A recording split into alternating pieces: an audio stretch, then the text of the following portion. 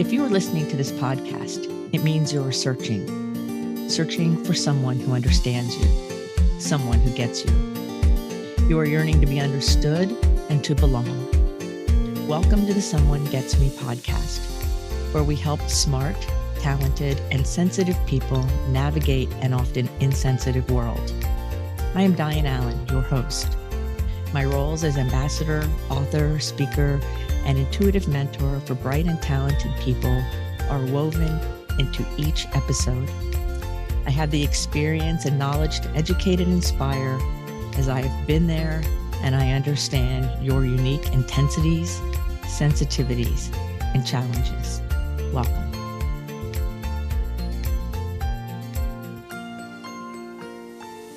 Self-awareness and 5 reasons to know yourself better. Hi, friends. It's Dianne here at Someone Gets Me, talking today about self-awareness. And this topic has come up a lot in my sessions lately, especially with some newer folks I'm working with, but also some people I've been working with for quite some time. And self-awareness for me and with gifted people and intensely sensitive people is an ongoing kind of moving evolution of who we are and becoming more and more aware on deeper and deeper levels.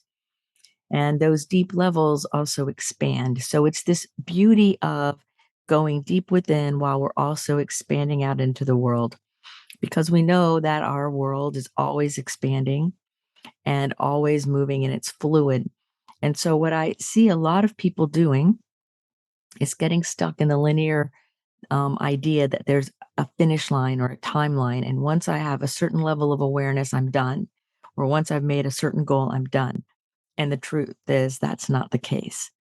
The case is that things are always moving and things are always expanding. Your life is always moving and expanding. You are a fluid being. You are not an experiment that ends at a certain time. So because of that, we can get caught up in destination addiction. We can think our certain level of awareness is all we need moving forward. And then, as many of my past clients have done, they think they're all done. And we finished the program we were working on. And then they go off on their own. And sure enough, in a month or 2, or sometimes 4 months or 5 months, I get a phone call. And the phone call is, what we were doing, I'm still doing, and there's more. It's not working, and these kinds of things. And I'm like, well, sometimes what we do when we're smart people is we like to rest on our laurels. We do a lot of work really hard, or if we create a lot, if we're creative people, and we go in and deep dive, and then we take a break. Now, taking a break is good, but resting on your laurels and thinking that that's the end result gets in your way, because then what happens is, as your being is growing and expanding, what was good for you 6 months ago or a year ago doesn't quite make the cut anymore. There's more to learn. There's more to growing. So that's why it's so important to have a mentor in your life, or somebody who's, even if it's fluid, so that you can continue to follow your own growth and then be the champion of your growth. And self-awareness is a big piece of it.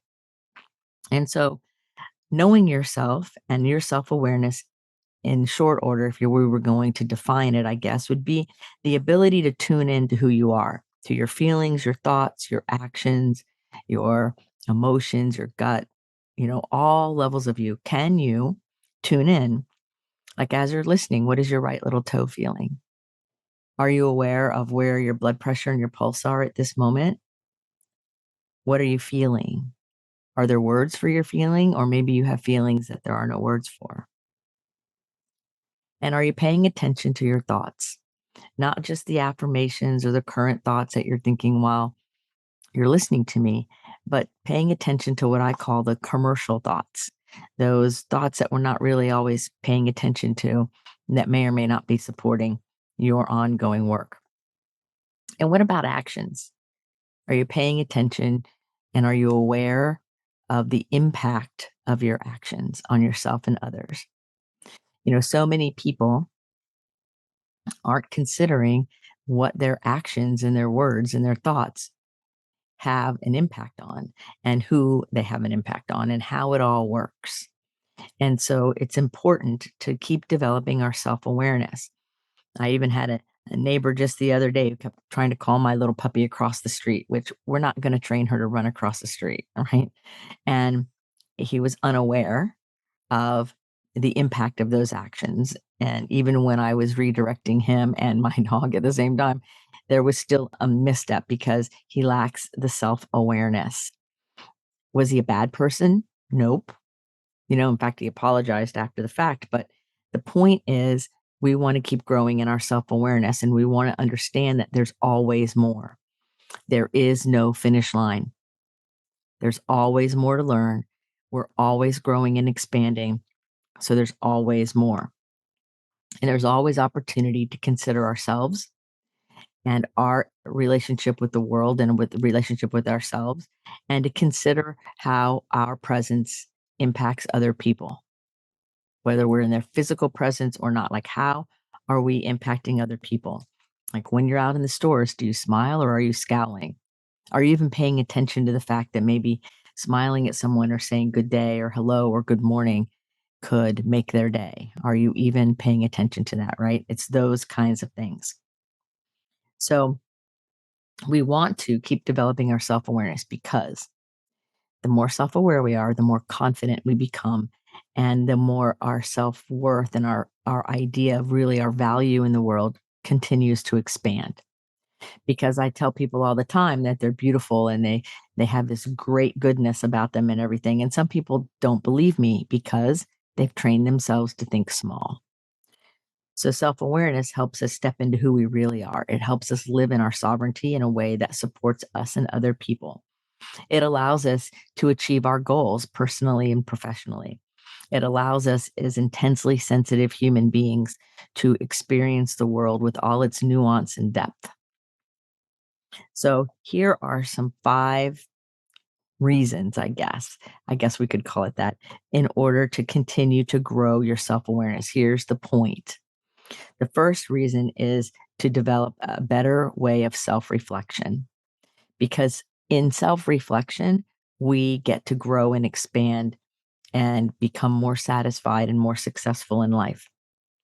That means going within, looking at what we've done, looking at what we haven't done, maybe journaling a little bit, maybe meditating, maybe pondering, assessing where we misstepped or maybe where we did something we wish we hadn't done. And if only we'd been thinking. I mean, all of us have done that, right? Where we just weren't paying attention and we did something that we look back on and go, oh, I cannot believe I did that, right? And it's also self reflection to say, all right, well, this particular thing I did really, really well. Um, in racing sailboats a lot, after a race is done, we sit down and we reflect with ourselves on, was my performance up to the standard I wanted it to be? And then if, depending on the size of the boat, with the crew as well. Same thing with any project. And when I'm working on projects for this podcast and for my company Visions Applied, I look at, all right, what's my role in it? What am I bringing to the table? What are my thoughts, words, and actions that are supporting the greater good and supporting what I'm here to do on planet Earth? So self reflection is very important and it can come in many ways. And, some people I know love to meditate, other people I know love to journal. I like to do both. And some people like to also talk to others, have a trusted other person to talk about. I have several clients that do meditation and journaling some, but they use emailing with me and talking to me as a way to get that mirror and that self reflection so they can see the feedback and hear it and be in the flow of who they are. So they can see the next part of where they want to grow or just say, I did a really good job here. So self reflection comes in lots of forms, but it's important that we have a protected and dedicated time of self reflection in order to be satisfied in life and in order to feel fulfilled. And with satisfaction and fulfillment often comes a level of personal success, whatever that means to you. The second reason to really support your self awareness is to recognize where your passion and your strength and your vision lie, and where there are those things that it would be really good to have somebody else help you with. Some people call them weaknesses. I call them, well, I'm not the best at it. I could do it if I had to, but it's really not my thing. Right. And there's lots of them. We all have them, and they'll tell you if you're a manager in a business or you own your own company, hire the people who love to do the things you don't love to do, because all of us love to do different things in different ways. So if we pay attention, we can bring people into our lives, and together we achieve and grow and we're satisfied. So recognizing what you're really, really good at and owning it. I know I have a couple people I'm working with right now that when I say that's really one of your strengths, that just a couple of them particularly push back a little bit because they're afraid that if they honor their strengths, it might be their ego or something wrong with them, or they don't want to be pompous and arrogant. I'm like, well, owning your strengths in a humble, kind, generous way is very different than being pompous and arrogant. So that's where the spiritual lessons are. That's where the emotional lessons are. That's where working with somebody really helps you out, because they can reflect back to you where you sit with these things and remind you that because you're really good at something doesn't automatically make you pompous or arrogant.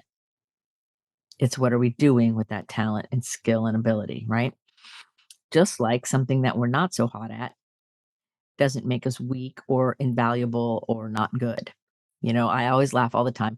I love to go hiking. I know it's kind of funny. I love to hike, but I really am terrible at it.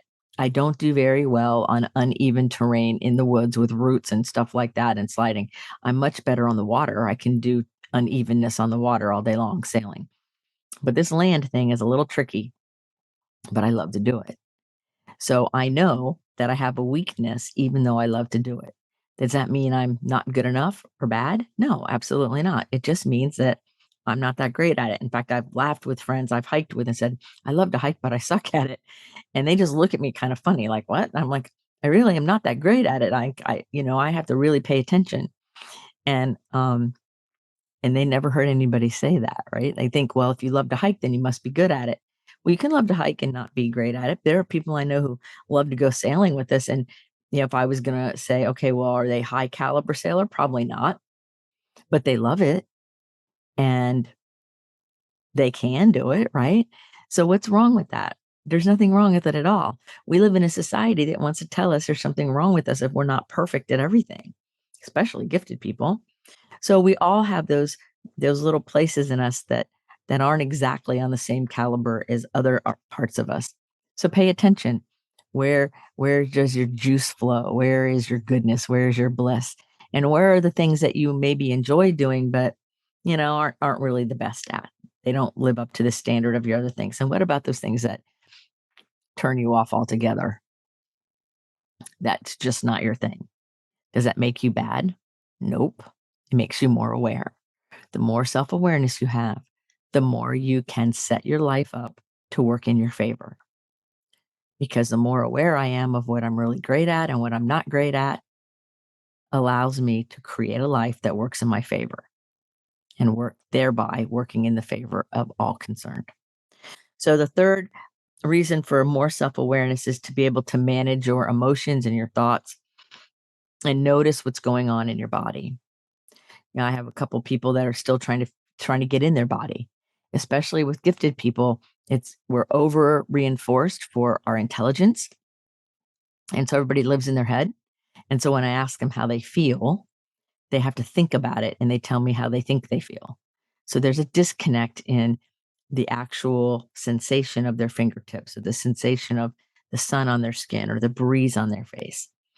And if we're going to be aware and happy and satisfied, it makes sense that we manage how we experience our emotions and we notice how we feel. Like, what are the textures? What are the feelings?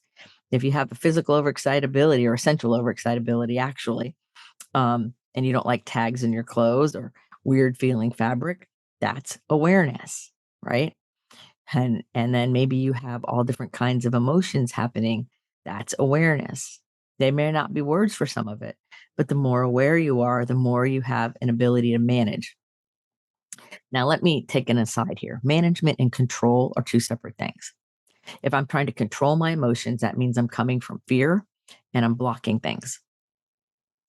If I'm managing my emotions, it means I'm coming from self compassion and self love and allowing myself to flow through my emotions while I manage them, much like a winding river. There's banks on the river, but it's flexible.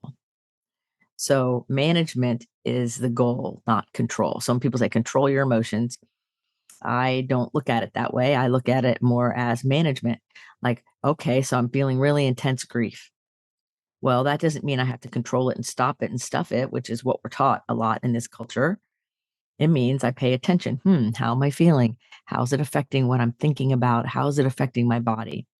And what can I do to move through the grief, knowing that it's working for me? It's not trying to attack me, and allow myself to move forward. Big difference. And so when I hear people tell little kids, control your emotions, that is a fear based response. That will come back and bite you later. We want to learn to have compassion, self awareness, and self love and move through our emotions. Because think about it, the more you try to stop something, sometimes it gets bigger. And I've watched people control your anger, which all anger comes from pain, because anger is a secondary feeling. You can't just be angry all by itself. There's pain underneath there. That's what started it. And so you try to block it and block it and block it, and pretty soon the person blows up.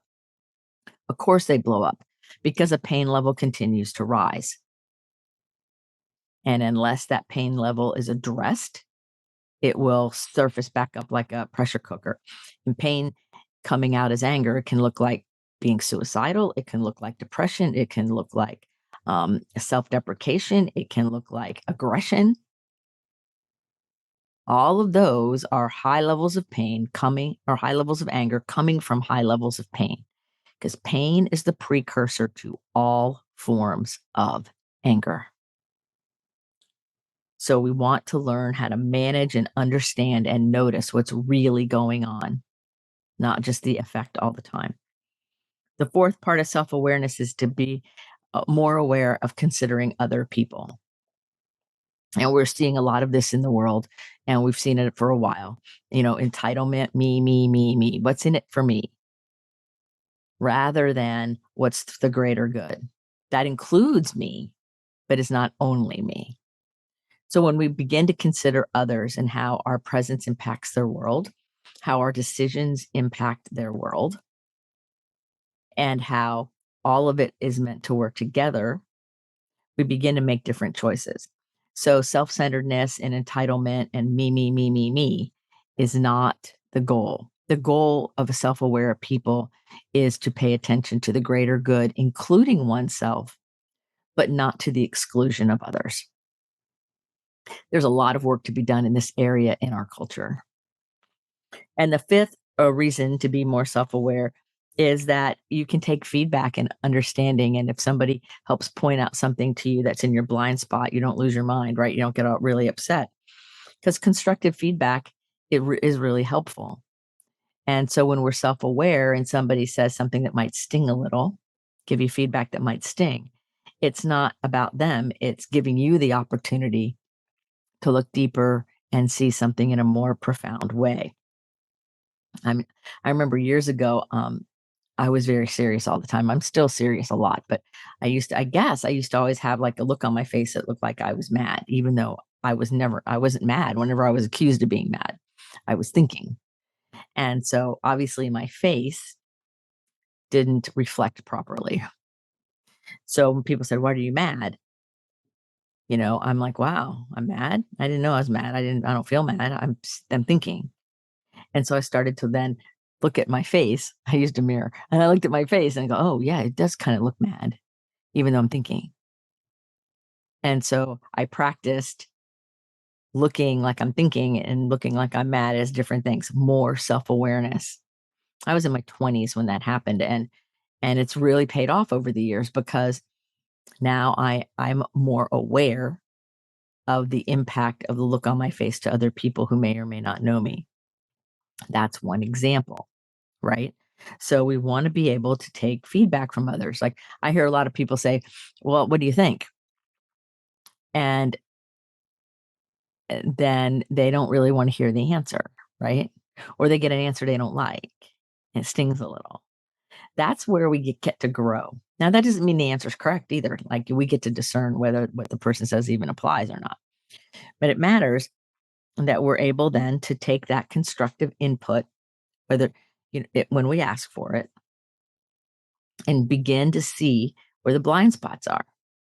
It happens a lot in personal development and in growth because we don't know what we don't know. We can't see it if it's in our blind spot. And so we rely on people around us who know better, which is my job a lot of the time, is to say, well, look over here. What about this? Or, oh, you're thinking this way. I remember one time I was doing an NLP neurosemantic group and or taking a class in it. And the person said something about that I did a lot of all or none at all thinking. And at the moment, way back when, I was like, no, I don't really do that, I don't think. But then I thought that. And then that person started pointing out all the all or none at all thinking that they heard come out of my mouth. That was so natural for me, I didn't even have awareness of it. So did that feedback sting a little? Yeah, a little, because I didn't see it. But the moment I saw it, the aha happened, and then I had the choice to do something differently or not. But at least somebody had the awareness to give me the feedback to help show me the way. You have people like that in your life.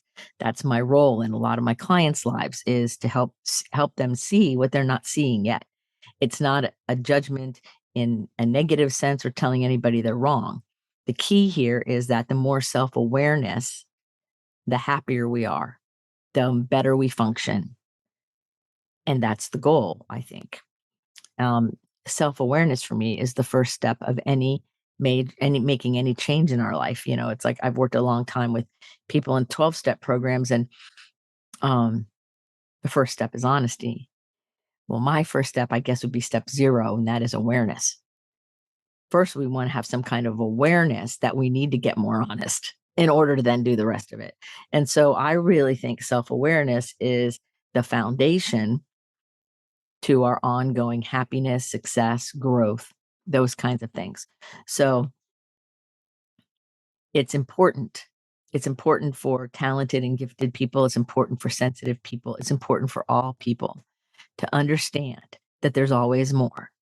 That self-awareness is not a static thing. You can be totally self-aware today or have the perception of being totally self-aware today. And tomorrow, there's more lessons because none of us have 0 blind spot. There's always something we can learn and grow. The universe, the people around us are always giving us information by the way they respond to us, by our experience. So self-awareness helps us have a better life. As gifted, talented, intensely sensitive human beings, our job, I believe, is to really pay attention to our level of awareness so that our inner boundaries and how much of us we bring to the table for anything can really serve and work in our favor. Because the truth is, when you have a lot of gifts and a lot of talents and there's a lot of nuance and a lot of intensity, the more aware you are of how it all works together, the more confidence and competence you'll have in your life. So remember, self-awareness, knowing yourself more and more each day, will work in your favor, even if it stings a little bit sometimes as we first start waking up to something new. Your self-worth, your confidence, and your competence, and your overall stress level will really thank you for the decision to become more aware every day. I hope, friends, this episode has served you and given you some cool things to think about as you increase your self-awareness on your journey. So remember to put your face to the sun so the shadows fall behind you because you're a rock star. Remember that. You're here on purpose with a mighty purpose. So become more self-aware every single day. And in that is your beautiful, amazing expression of who you are and what you're here to do. Until the next episode of Someone Gets Me, be well, friends. Are you tired of searching for someone to understand you? Join our Facebook group, Someone Gets Me. In this group, you will be able to connect with others who are intense, sensitive, smart, and talented. I share my insights and teachings, and you can connect with others in a real, authentic, safe forum. So join us today. Someone Gets Me.